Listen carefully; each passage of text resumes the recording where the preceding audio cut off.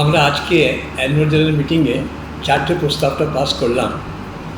প্রথম, আমাদের accounts and last ইয়ারে যে কাজ আমরা করেছি ওটা অনুমোদন হয়েছে।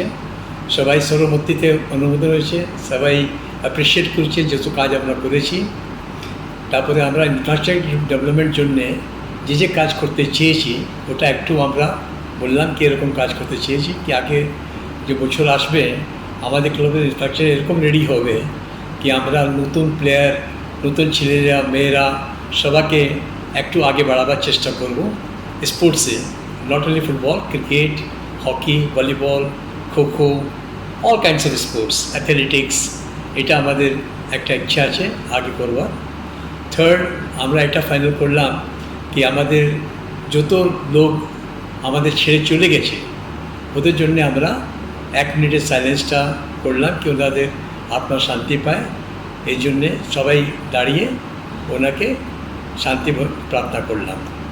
ফোর্থ, খুব ইম্পর্টেন্ট আছে, আমাদের বন্যা হয়েছে আর আমরা সবই দুঃখিত আছে, অনেক প্রাণ নষ্ট হয়েছে, ওখানে কষ্ট পাচ্ছে।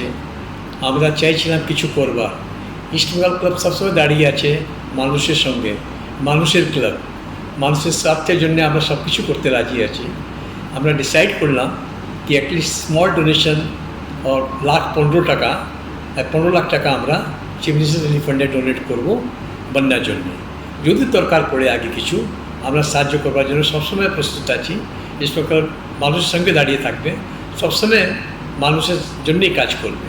এটা আমরা আজকে মিটিংয়ে অনুমোদন করলাম।